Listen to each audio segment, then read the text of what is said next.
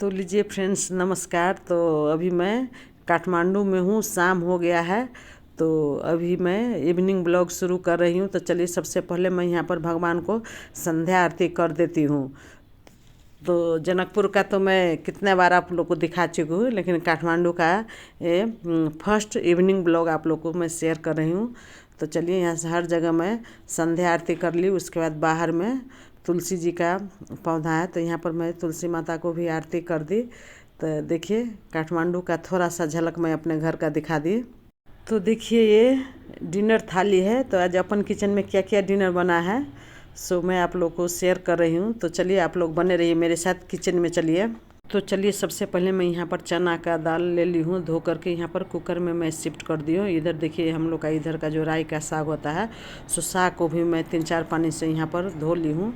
तो और इधर देखिए, साग धोकर रख दी हूँ और दाल में नमक हल्दी डाल करके चलिए, दाल को मैं इंडक्शन चूल्हा पर रख दी हूँ बॉयल होने के लिए। और इधर तब तक मैं साग को जल्दी से काट लेती हूँ। तो लीजिए, यहाँ पर मैं सारे साग काट करके एक ठो बर्तन में मैं रख ली हूँ।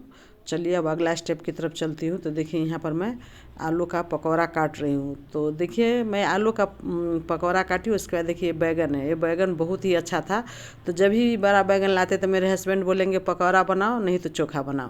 दोस्तों, अपन किचन में आप लोग का स्वागत है। दोस्तों, तो चलिए, आज मंगलवार है, बहुत दिन के बाद मैं आप लोग के साथ अपना सिंपल सा बिना लहसुन प्याज का डिनर शेयर कर रही हूँ। तो दाल मैं रख दी हूँ, दाल में आलू डाल दी हूँ, आलू बॉईल कर ली हूँ और दाल डाल दी हूँ। और ये साग बना रही हूँ और ये आलू बैगन का पकौड़ा बना रही हूँ, सिर्फ बैगन और आलू का। तो चलिए, देखते हैं। हरा मिर्च भी काट ली हूँ। कढ़ाई को डाल दी, इसमें सरसों तेल को डाल रही हूँ, लाल मिर्चा,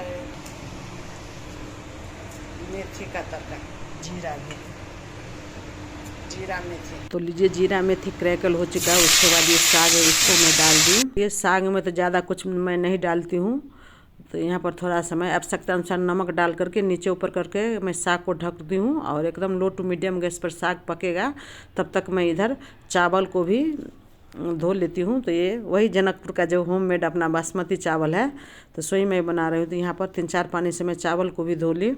तो चलिए, इधर मैं साग को भी देख लेती हूँ। तो साग अभी नहीं पका है, 2-3 मिनट और लगेगा। तो इसको फिर मैं ढक दी हूँ। और इधर जो मैं दाल चढ़ाई थी ना, तो उसका मैं सीटी नहीं बंद की थी, ढक्कन नहीं बंद की थी। तो अब चलिए, इसका मैं ढक्कन लगा देती हूँ और इसका मीडियम गैस पर पकने देती हूँ। 5 सीटी में हो जाएगा इधर। इसके बाद पकौड़ा बनेगा। चावल भी रेडी हो गया।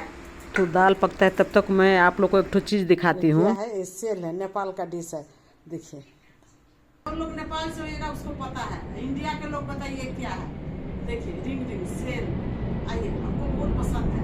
चलिए, तब तक खाना बनता, तब तक खाते हैं।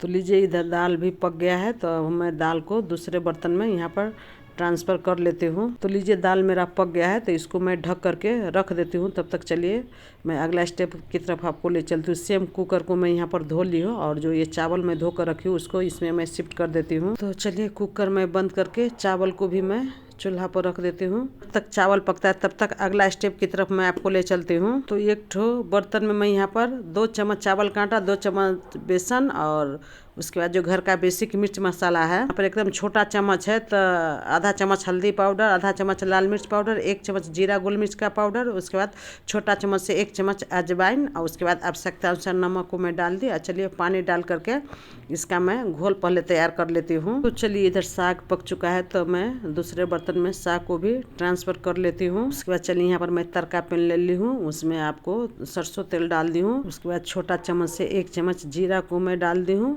और उसके बाद देखिए, यहाँ पर 2-3 ठो लाल मिर्च को डाल दी हूँ। तड़का क्रैकल हो चुका है। तो यहाँ पर मैं आलू का चोखा बनाई हूँ, उसमें डाल दी हूँ। उसके बाद सेम तड़का पैन में मैं यहाँ पर 1 चम्मच घी डाल दी हूँ। उसके बाद जीरा डाल दी हूँ। उसके बाद 1 ठो तेजपत्ता और 2 ठो लाल मिर्च का तड़का लगाई हूँ। तड़का क्रैकल हो गया तो जल्दी से मैं थोड़ी सी मैं यहाँ पर हींग डाल दी।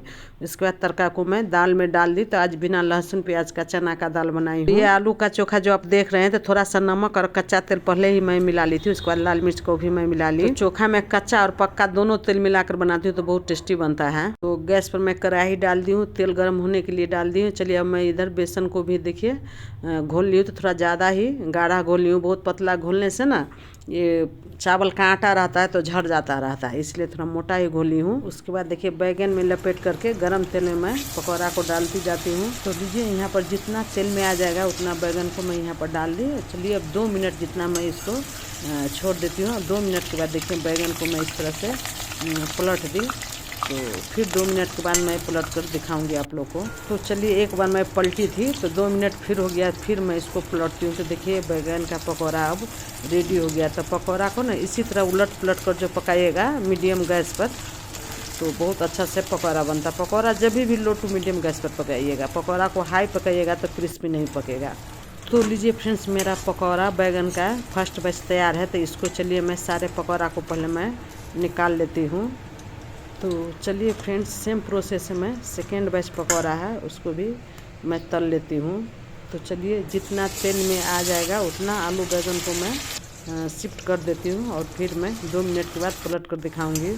तो लीजिए सेकेंड बैच का भी पकौड़ा मेरा तला गया, तो अब मैं इसको भी निकाल लेती हूँ। तो देखिए मैं प्लेट में रखती हूँ तो इसका क्रंच का आवाज़ सुनिए कितना क्रंची पकौड़ा बना है। तो जब भी मैं पकौड़ा बनाऊँ और हरा मिर्च का पकौड़ा नहीं बने हो नहीं सकता है, काहे कि मेरे हस्बैंड को ना जब भी मैं कुछ का भी पकौड़ा बनाऊँगी तो पहले बोलेंगे कि हरा मिर्च पकौड़ा तल दो। यहाँ तक कि प्याज का कचरी भी बनाएंगे फिर भी कहेंगे हरा मिर्च का पकौड़ा नहीं तली है, तो इसलिए पहले मैं उनका पकौड़ा तल देती हूँ। और इधर देखिए सारा खाना पक चुका है। ये चावल, उसके बाद तीखी वाली आलू का चोखा, लाल मिर्ची का तड़का लगाकर, चना का दाल, साग और इधर पकौड़ा। तो चलिए अब मैं इधर खाना भी एक हाथ से सर्व कर रही हूँ, इधर पकौड़ा भी बना रही हूँ। क्या कि काठमांडू में इतना ठंडा है, खाना सर्व करते करते खाना ठंडा हो जाता है। तो लीजिए ये चना का दाल है, तो ये भी बिना लहसुन प्याज का है। तो वही हींग और जीरा और लाल मिर्च का तड़का लगा दी हूँ, नहीं तो मैं दाल में लाल मिर्च का तड़का नहीं लगाती हूँ। उसके बाद यही गर्मा गर्म पकौड़ा। तो आज का ना थाली सचमुच ना बहुत ही अच्छा है, आइए आप लोग भी। तो लीजिए यहाँ पर मैं थाली लगा दी हूँ। तो मिथिला लंच या डिनर बिना घी का अधूरा है, तो 1 चम्मच घी मैं चावल दाल में रख दी हूँ। तो चलिए अब मैं यहाँ पर खाना सर्व कर दी। तो अपने हस्बैंड को पहले सर्व कर देती हूँ, उनको भूख लगा है, बोलते हैं कि जल्दी से खाना लाओ। लीजिए हस्बैंड बोलते हैं बहुत टेस्टी खाना बना है। तो लीजिए फ्रेंड्स, मंगलवार स्पेशल बिना लहसुन प्याज का मेरा डिनर थाली कैसा लगा, तो मैं आप लोग के लिए भी यहाँ पर थाली लगा दी हूँ। तो किनको मंगलवार है सो आ जाइए अपन किचन में डिनर एंजॉय करने के लिए मेरे साथ। तो आइए आप लोग। तो चलिए देर किस बात की, मेरी बेटी भी अब आ गई। तो चलिए अब माँ बेटी चलते हैं खाना खाने के लिए। तो लीजिए फ्रेंड्स, खाना पीना सब संपन्न हो गया, थोड़ा सा क्लीनिंग वगैरह भी हो गया। तो बस अब मेरा वीडियो आप लोग शुरू से अंत तक जरूर देखिएगा। वीडियो अच्छा लगा तो लाइक से और सब्सक्राइब कीजिएगा। अगले वीडियो में फिर मैं मिलूंगी, तब तक के लिए ओम शांति, नमस्कार। तो ये जो मेरा ये घर अभी आप देख रहे हैं, तो ये मेरा काठमांडू का घर है।